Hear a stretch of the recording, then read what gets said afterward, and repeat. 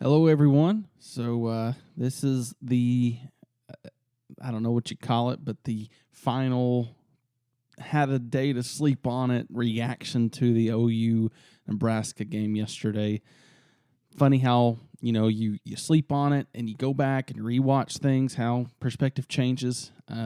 Some for the good, some for the bad. So I'm just going to kind of update what I felt like happened yesterday, look at some of the stats and look at what happened and try to pinpoint what the problem was or what we did good. So, going back and rewatching it, I saw some things that I didn't see the first time or maybe I'd forgotten. So we'll go into those. But first thing I want to say is the defensive line seemed like they played better than I originally thought. We had 5 total sacks, which is, okay, pretty good. And Nick Benito played well. He's special player. He is fast on that defensive end position, but he's also fast enough to play the spy, and that's what he did. He probably would have had more sacks, in my opinion, if he wasn't having to play spy, but you had to have someone play spy because of Adrian Martinez and his ability to run. So Nick Benito was very crucial to the game yesterday, and in general, I felt like our front seven played pretty well. I know that they could have played better, but that's always the case. But they played pretty well looking back, and when I went back and watched it, it just seemed like they played better than I had originally thought post-game. So defensively, I thought, and I said this yesterday, we played pretty well. We held Nebraska to 16 points. My point of view, if you're able to hold a team to 21 and under as an OU defense, 21 and under, I think that's pretty good. I'm happy with that. I know it's Nebraska, but 21 points, you should win the game. You should score at least 21 or more, which we did and got the win. Unless you're playing Kansas or Western Carolina or a team like that, you should hold them to less than 21, way less. But I felt like 16 points for this Nebraska team is pretty good. I know they could have scored more, and we'll talk about that later. But I'm not too upset about our defense. And so anyways, here's some stats. 95 rushing yards. I think this is phenomenal. This is great, and this shows that the front seven played really well. I really like our run defense. I know Tulane kind of exposed us a little bit, but since that game, I know haven't played very good teams. I understand our run defense has looked pretty good, and we're going to need that against Bijan Robinson in a few weeks. We really will. 289 passing yards for a total of 384. I know that's a lot of yards. It's not 300 rushing or passing yards, but it's close. I know that's a lot of yards. But because of the score and the fact of the yards, it shows that our defense bent but didn't break. And back in 2018, that's all we were praying for. Just bend but don't break. But they broke all too much. The game yesterday, they bent. They gave up field goals but they didn't break. They didn't give up a huge amount of big plays that led to touchdowns. They bent. They allowed field goals, but they didn't break. And honestly, for an offense for OU should be good enough that your defense doesn't have to be world class to win a championship. That's just the honest truth. Our offense has been good enough in the past to win a national championship. Our defense just hadn't been able to bend but not break, if that makes any sense. So they got a turnover, which is always a big deal for our defense. They didn't give up too many touchdowns, and they, I know that they Nebraska missed field goals, but we at least forced them to kick the field goals. This is where our problem is, and that's offensively. And I didn't think that I would ever say that about a Lincoln Riley-led offense. Spencer Rattler was 24-34 for 214 yards with 1 touchdown and no picks, which is shocking that he didn't have a pick, considering how many times he threw the ball in double and triple coverage. And that's the problem. Rattler, I don't know why. I don't know if he's just unable to see the field or if he just wants the big play. I don't know what it is, but he is having trouble seeing the field and seeing what's open and what's not, what the defense is giving him. I don't know. I want to ask you a question, and write down in the comments your answer. Out of all the Oklahoma wide receivers, who is the one wide receiver or one or two, however many, that you would feel comfortable with throwing to while they're being covered by three dudes? Okay, my first thought goes to CeeDee Lamb, right? CeeDee Lamb was 6'2", okay? Could go up, could runs a 4.5, fast, strong, can jump, can get up there, wants the ball. But yet I still don't know if I would throw it to him in triple coverage unless I absolutely had to, just because it's not a smart play. It's not a smart play to throw it to really anybody in triple coverage. You have a 25% chance of getting that ball. That's not a good chance. And we are throwing the ball in triple coverage to Marvin Mims and Mario Williams. No disrespect to them. They're going to be really good players, I think, but they're no CeeDee Lamb. They're not that tall. They're under 6 foot, and they probably weigh, $180, maybe, I don't know.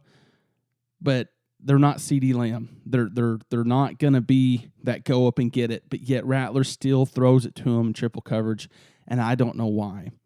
And really what yesterday shows me or confuses me about is why Rattler is getting so much name, image, and likeness coverage or interest. And I say the same thing about Baker. I don't know why he got so many commercials in his first or second season. My point of view, it's like, prove that you're the guy, then go get all those advertisements and money, right? Like, and especially if I'm a company, I would want them to prove, like, hey, they're going to be a stud, an MVP, a Heisman caliber player before I give them, all that money. But Spencer Rattler received a Dodge Ram and a Dodge Charger. And I'm thinking, for what? What has he proved? What has he done? He had a horrible first 4 or 5 games last year, horrible for OU standards. Had a horrible first half against Texas, got benched. He got benched in the Red River rivalry. Comes out, and we did not beat Florida last year because of Spencer Rattler. We did not go undefeated and beat Florida because of Spencer Rattler. It was because Lincoln Riley made it easy for him to run the offense. He humbled him so that he took what the defense gave him. And to me, that's all you got to do. I don't know why he's getting so much. I just feel like it's going to his head. And that's what's causing him to not see the field. I don't know. But he is, for some reason, he's just not able to play well right now. I don't get it. And I'm hoping that this NIL stuff and all this money is not, making him get arrogant and cocky. I feel like we've already passed that. Now, I'm not on the bandwagon of benching him for Caleb Williams. I'm not yet, and I may be in the minority, but I don't think a rookie can lead us to a championship. I just don't, and Spencer Rattler may not be able to either, but I feel like our chances are better with Spencer. But anyways, that's it. I'm not going to harp on Rattler anymore. We've got to get Stogner involved. He had 3 targets yesterday. He is, in my opinion, a top 3 tight end in the whole college football. And he is not getting the targets. He's a huge body, a strong body, tall, and there's no linebacker or cornerback to me that can, there's probably a few out there, but there's not very many linebackers or corners that can guard him, defend him, get him the ball. He should be maybe not open, but he should be throwing the ball probably 10 times, targeted 10, 15 times every game. He's that important. And as I watched the game back, it seemed like the running game was maybe a little better than I originally thought. We had 194 rushing yards, which seems, okay, but man, it sure didn't seem like it. It sure didn't seem like we had 194 yards. For some reason, they didn't, neither Brooks or Eric Gray averaged 6 yards a carry. They were like 5.8, 5.4, which is, good, but it's not what we're used to. I am really I'm really confused as to why our running game is not what it should be. And I think a big part of it is we've got to get them the ball more, kind of like Stogner. I think Eric Gray had 15 carries and Kennedy Brooks had 14. In my personal opinion, I'm no coach. I think Kennedy Brooks needs to get more carries than Eric Gray. I just do. Maybe I'm a homer. Maybe I just think he's a better all-around back right now.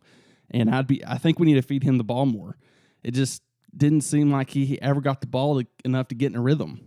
And so I don't know if that's the problem with our running game or if our offensive line isn't gelling. I don't know, but we've got to get the ball on the ground more. Okay. As I watched the game back, I was encouraged by this point, but I was also really frustrated that there were spurts throughout the game where you could see greatness. Like there were spurts in the game that you could see that's a national championship team. The first drive of the game, I understand it's Nebraska, okay? But Spencer Rattler was 7 for 8 for 55 yards. We ran the ball. We got down there. Spencer ran it in for a touchdown. We looked phenomenal on that drive. He had one drop. Like that's what a Heisman does. And the defense has been able to, all year long, 3 games, has been able to get a stop when they need a stop. The Tulane game, the very end, they got a stop. I know it's Tulane. Last week, they shut them out. I know it's Western Carolina. Yesterday, they needed to get a stop from Nebraska. They got a stop. They got an interception. I know they got scored on, but they were pitted in terrible field position. The problem is that we're just not consistently world beaters, okay? We're not being consistent. We're getting 10% of our plays. We're looking like a really good team, but the other 90, our offense is just stagnant. And I don't know why. I don't know if Lincoln, something's going on with him or what. But anyways, I had this thought this morning as I was preparing this video. If I'm a Nebraska coach or fan and I'm looking at this game and I'm thinking, where did OU beat us? Where do we need to get better that OU exploited? What do you think? If I'm a Nebraska fan, I don't know what to say. I don't think OU exploited anything, except their offensive line was not mentally tough yesterday. You could say that. You take away those flags, those penalties that the offensive line continued to give up all game long, I don't know if we win that game, guys. They played outside of that offensive line. To me, they might have played better than OU. And I know that's all part of the game. You have to take in the missed field goals, the missed extra points, and your offensive line not playing better. But outside of that, they played better than OU. They played tougher to me. So if I'm Nebraska, I know that they're mad at Scott Frost, but you clean up those penalties, you clean up those missed kicks, you're going to win the game. There was a 7-point swing because of special teams. If they make those 7 points, they make the 2 field goals, they make the extra point. The game is 23-21 Nebraska. 23-21 Nebraska. That doesn't make me feel good at all. That they beat themselves. We did not beat Nebraska. They beat themselves. But all in all, we ended up winning the game. We probably shouldn't have, but we won. But Lincoln has got to get our offense rolling. I don't know what he's got to do. I'm not a coach. I'm not going to sit here and say he needs to play that player, but I do think we need to get Stogner to the ball more. I do think we need to run Kennedy Brooks more. That's just my personal opinion. They seem to do good when they have the ball in their hands. I think you need to get the ball to your playmakers, to your best players. That's just my personal opinion. I think Lincoln is a phenomenal play designer and play caller, but I'm starting to wonder if he can do both at the same time at a world-class level. And I know there's a lot of people saying, oh, we need an offensive coordinator. We need someone to call the shots. Lincoln, give it up. You're losing it, man. It's getting really hard to say that would be a good situation. I go back to the Georgia OU game in the playoffs when we were up big at halftime and we came out conservative and we came out not doing very good offensively. We got stagnant and let them get back in and we ended up losing. And I just remember thinking, Lincoln, why'd you change your offense up? We were doing so good. Lincoln has the capability, no matter really who's on his team. I think he's that good of a coach that he can drop 40 or 50 on anyone. I think he's got that mind and that capability to coach. The problem is, I don't think he's figured out with this team because he might have too many hats on at one time. And I know it's too late you can't get an offensive coordinator this late in the year. I get it. But if we do not win a championship this year because our offense is stagnant, but we actually have a good defense, we've got to do something. We've got to figure something out. I don't want Lincoln Riley gone. I'm not saying that, but we've got to figure out someone to either design the plays and take other responsibilities away from Lincoln or get someone in to call the plays. That's just my personal opinion because I just don't know if it just doesn't seem like we're having very consistently good play calls played. But anyways, we won. We're going to move on, and we're going to get out of this Nebraska talk. This week, conference play, we move on to West Virginia. I'm scared it's going to be a big test. Could be a tough test for us. They beat a ranked Virginia Tech team by 6 points yesterday. They held them to 106 rushing yards. That scares me. That's 90 less than we had yesterday against Nebraska. Seems like they have a good defense, run defense, and it's conference play, and it's on the road. So, we could be in for a tough game. I hope we bring our A game. I hope that we will get these problems fixed. I hope Lincoln will figure it out because it's starting to get Lincoln. You're gonna have to start figuring it out at some point because you get into Texas still having these troubles. I don't know. I don't want to lose. I want to go undefeated this year. I know that's asking a lot. I don't want to lose to West Virginia, Kansas State. I don't want to lose the teams we should beat. But anyways, that'll be it for this video. I hope you enjoyed this somewhat of a more expanded breakdown of the game as I went and rewatched it. But we got the win. We're 3-0, and I think we're going to be fine. I don't know. I hate even mentioning the word championship right now, but I think we'll be fine. We'll see. But anyways, check out the Divided Duo podcast. We dropped a new episode this morning. You can find it wherever you find your podcast, wherever you get your podcast.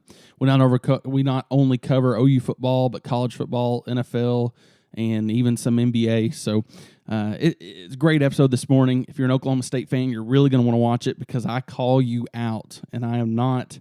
I do not mince my words with it. So anyways, check that out. Be sure to leave a like, subscribe, hit that notification bell. And so I'll get another couple videos uploaded this week. So y'all have a good week and Boomer Sooner.